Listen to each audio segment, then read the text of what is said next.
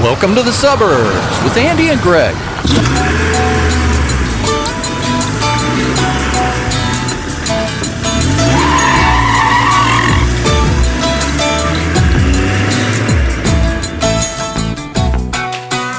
Birthday party gigs. Ugh. Did you ever play one of those? No. Did you ever run sound for them? I've run sound for some wedding receptions with the band that I've mixed for 23 years. PolkaBoy did that? Well, they have a no wedding policy. Yeah. Because, not the cost, the fact that people come down to see them at the Rathskeller and say, I want to bottle that party and have that at mine. Oh, it's not the if same. If you just bring this band, they will come. Well, okay, so we're setting up, already too loud. People are looking at you like, what do you need all this equipment for? You going to use all them there speakers? Then there's the 80-year-old grandparents that are pinned to the back of the room with their arms crossed, glaring. The PA is now off. The stage volume is to the point where people are leaving. The check cashed. Everybody got paid. They have developed a no wedding reception policy because they're all like that. They are all like that. We've done several, and they just think that if you just bring this band, they can just make that Rathskeller experience. That's truly the mindset. I know it is. I said no to any private party. Stand-up and private parties are not a thing that goes together. At a club, you're in a controlled environment. There's a psychology behind the way that the room is built. And the tables are all close together because it's conducive to laughter. And the focus is the guy on stage, not the birthday guy or the bachelorette. It's not just go up and tell a bunch of jokes. Right. With a bunch of people mingling around talking about mowing the yard. So Rob Haney decides to say yes to a Jack Nicklaus birthday party. Jack's there. The Golden Bear. It's at his country club. And Rob is on stage. I think he said yes for two reasons. The money, and it's Jack Nicklaus. And this is why I don't do them. In the middle of his set, a woman came right up to him in the middle of a joke and said, "Could you let everybody know that they're out of shrimp?" Ba-dum-bum. Ta-da. Mid-joke, like at the premise. And so he said, "They're out of shrimp. Ladies and gentlemen, good night." And walked off. How can you follow the shrimp guy? I guess with some cocktail sauce. PolkaBoy was hired to do a political fundraiser. And I think the guy that they were raising funds for was someone that the guys all went to North Central with. North Central High School, north side of Indy. You know who else went there? Former astronaut David Wolf. Oh, that's right, because he has a bridge named after himself. It's a nice bridge. Short bridge. It's a short bridge? Yeah. It's a cool-looking bridge. We don't have bridges named after ourselves. No, I don't. I'm trying to bridge my marriage right now by not talking to strangers. That's the reason she had to come over here today. Where are you going? Andy's. I'm going to track your phone, you lying motherfucker. I know you're just going to stand on a street corner and flag people down to talk. And knit. I'm not the one knitting. She is. She's knitting to avoid the conversation. I'm trying to have the conversation. Well, anyway, back to my story. We were asked to play in the afternoon, kind of cocktail music. Off to a bad start. So once again, as we're loading in. Time out. What is cocktail music? Just sort of light background music. Oh, okay. That's not their MO at all. No. Once again, as the PA is coming in, we're getting these strange looks. Like, what is happening? So again, setting up, sound checking, indoors. People are quite curious to know what all this noise is and what's happening. We launch into our first set, pinning everybody to the back of the room. First, I start off with the PA on, and then I get all of the angry ire. Okay, band off, vocals on. So at least we can hear the vocals. And then that's also too loud because the vocals have to be loud enough to be above the stage volume. So now we're just monitors only. This is 30 minutes in. So why don't y'all take a break? We take a 30-minute break. They have conversation about what are you doing and what is happening. Who brought you here? So what happened was, a previous year, they had this fundraiser at the Rathskeller, and they had hired this guy that wandered around this German-themed party playing accordion. So the girl in charge of entertainment was told, get that polka guy. And she says, "PolkaBoy? Whatever, you know." Polka guy or PolkaBoy? Well, they told her polka guy, and she said PolkaBoy. And they're like, yeah, I guess. 110, 120. So she's like, "Oh, PolkaBoy, no problem." And so she reached out to the band, hired the band, paid the band. And so after the 30-minute conversation during our first break, fired the band. Asked us to play 30 more minutes and leave. After all the effort of setting up. But hey, you got paid. Everyone got paid. And we're home early. You were able to have an orange milkshake. Straight to the orange milkshakes. You know it, baby. Culver's is calling my name. So I get home from the race. There's a letter from the Social Security Administration. I called them probably a couple of weeks after he passed away. I said, hey, calling to let you know my dad passed away. And they go, yeah, we know. We're the Social Security Administration. We're buttoned up. We got it all figured out. We're not idiots. We got the memo. That's right. We're the U.S. government. Right. I go, okay.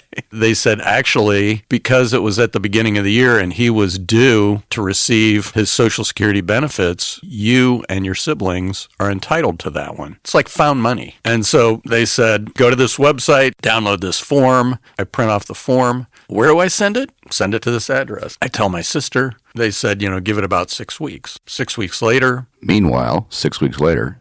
Crickets. Do the cricket sound. Cricket, cricket.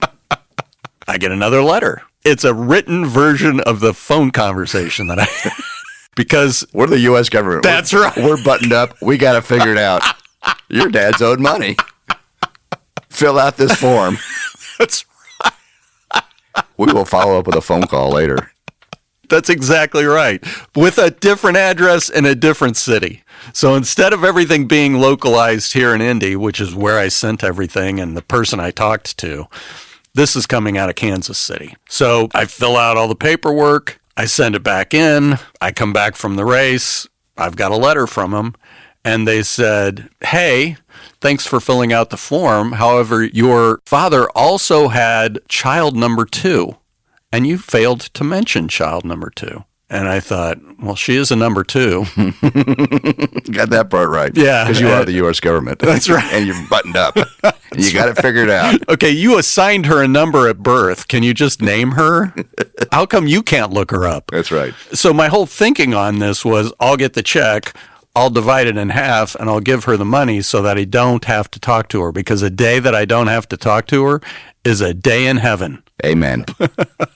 And so I send her a text. The great thing about texting, your dad texts you. He does. I talked him into getting an iPhone so we could stay in contact via short sound bites, which is the way that, unfortunately, the world just lives now. Well, it doesn't have to live that way, but sometimes sharing information, quick information, back and forth, back and forth. Hey, you're at the grocery, don't forget oranges. That's right. Don't talk to strangers. On your way to the apples, keep your mouth buttoned up. So I said, hey, because you're number 2, I need your Social Security number. And she said, may I ask who's asking? A stranger. I met a guy named Dave in the airport. This chick that makes this fried chicken. Georgia from Louisiana. She wanted it. What's your problem? I said, really? And she goes, yes, I don't like giving my Social Security number out to strangers. And I go, I'm your brother. Social Security wants to know your Social Security number. I know that's ironic because they're the ones that gave it to you, but they're asking. She said, I'm not a beneficiary of Dad's Social Security. I said, well, they think you are. And I take a picture of the letter. I go, here's the letter. Oh, I see. Well, here's the number. I mean, here's the whole thing behind this disagreeable person. I didn't run for office and become elected into this position. I'd like to thank everybody. I'm going to kiss some babies. Right. My dad made it legal. Then the judge made it legal. And I'm the guy. I remember the tone of voice when we talked about the Post-it notes on the mirror at Mom's house. Mm-hmm. Please shave your private parts. And I'm just a guy trying to get things done. That was my sentence. And it's the same thing again. If it needs shaved, I'm going to shave it. Right. Even if it's just, like a crew cut. I'll do it. And right now, you're shaving me beyond the level of skin. I'm bleeding out. Can you just trust me to close up Dad's estate like I need to? Nothing. No response. Where's the cricket sound? Cricket, cricket, cricket, cricket. You got her Social Security number, right? She sent it to me in text. Shall I read it to everyone? Everybody get your pen. 3 separate texts. And then the middle one I'm going to reverse, and I'm going to add 2 to the first number. Is your sister this picky about your mom's estate? The mom thing is just me and her, and we keep everything. I mean, there's nothing to it. It's just divide up the retirement account, which is not very much. Down the middle. That was before nurses made money. Right. I mean, they still wore the hat. Like, she had the hat at the funeral. We had her hat on the little table. The cool hat. Did she have the cape? She did have the cape. I love the nurse cape. Yeah. right? We're going to stop at that point because we are talking about my mom. I really can't go the rest of the way with that. That's therapy waiting to happen. She have acrylic shoes. Edible body paint she had. I found that when I was a kid. It's a different conversation. Yeah, that was after the divorce. She had a tattoo down in the bikini line, a nursing hat, In a cape. stethoscope. This came up in the eulogy, and later I was called to the table because it was not an appropriate story for a eulogy, according to my sister. Why did you tell that story? She says out loud. She did not. Yes. And they're out of shrimp. Standing room only. I mean, the place was packed. Why did you tell that story? I go, because it's about mom. Next question. Crickets. Everybody else is like, do I sense tension? She really called you out in the middle of the eulogy? Yes. So you were heckled. Yes, I was heckled. And you said to her, I don't go to your job until you had to pump gas. Oh, I've heard a different version of that. There's one that has to do with knock the hamburger out of your hand at Wendy's. Yeah, right. I liked to tease Keely about liking wine in front of my mom because my mom was, Teetotaler. yeah, she's such a good-natured person. I mean, I make her sound like she's not because she's knitting to tune people out, but she's really nice. There's probably a website for that. Knitting to tune people out. .com. There will be after this. Yeah. You know, Keely always has to say, I'm going to have a glass of wine with dinner because it's this thing with mom. And I don't drink, not because of that. We just never shook hands. She's going to have a glass of wine, and I go, it's okay to admit that you have a problem. And she goes, Greg. And I looked at mom and I go, the neighbors know. And she goes, really? At that point, I have her totally reeled in before I even say anything. And I said, we would walk around the block, walking the dog, and Keely would have a glass of wine or two on the walk. In a sippy cup? That'd be a good idea. And we ended up with an empty wine bottle in our mailbox and a note taped to it saying, we love Keely. She's a wonderful part of the neighborhood. Could you please ask her to not hide her empty wine bottles in our bushes? Stop it. Come on And now. my mom is completely reeled in at this point. Her eyes are big and she's looking at Keely and she goes, really? Just like in a naive little kid way, like, really? And Keely's like, that's not true. That never happened. But mom doesn't believe it. He's a liar. So we had a conversation and she doesn't hide her empty wine bottles in the neighbor's bushes anymore. In the ditch. She went to the grave believing that really happened. And so I told that story because mom didn't drink was the theme of that part of the eulogy. I said, how many people here have felt awkward having a beer around mom? It was said in a lighthearted way. It wasn't like, mom was this disciplinarian. Judgy. Yeah. It was in an innocent way because she had never had a beer. She had never had a glass of wine. She just knew back in 1954 at IU, people were hammered and hanging out of the balcony of a sorority house. Still are. Yeah, that hasn't changed. You're wondering.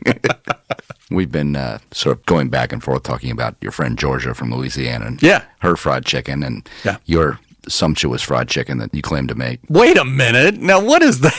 That's a trigger right there. You did that on purpose. I haven't tasted it. Okay. So Are you a fried chicken person? I would eat it. Okay, that's not a yes. I guess. We don't eat a lot of fried food. So. Yeah, I don't either. Yeah, so, Yeah. I mean, if it was here, You wouldn't kick it out of bed for eating crackers? no. Okay. Wouldn't throw it in the trash with the frozen cheese and meat. I wish I was there. I wish I was a fly on the wall to see that. Thump. I'm sure. When we were down at the Super Bowl party, I'd forgotten to tell you about the spread my mother had put out for us for halftime snacks. This isn't Costco veggie tray. No. She had said to me, I know you don't eat shrimp. Didn't say Jennifer doesn't eat shrimp. What could I possibly have as well? And I said chicken wings. Oh, chicken wings. I would prefer boneless, but chicken wings. Would you like her to chew it for you, too? Well, I wish she had. So halftime comes, she had shrimp and cocktail sauce, and she had some veggies, and there's the chicken wings that I had asked for. So Jennifer, too, chicken, her favorite thing. So we both sit down. I can tell by the look on your face. I don't think she could eat hers. I think she did like the fake napkin sneeze. What was it, like deep fried with the fish or something? Nothing in there looked like a chicken wing I ever seen in my life. You know, it's boneless. These were not boneless. Oh. I would have preferred boneless. I see. It's just like McNuggets, basically. Yes. These were wings and drumsticks.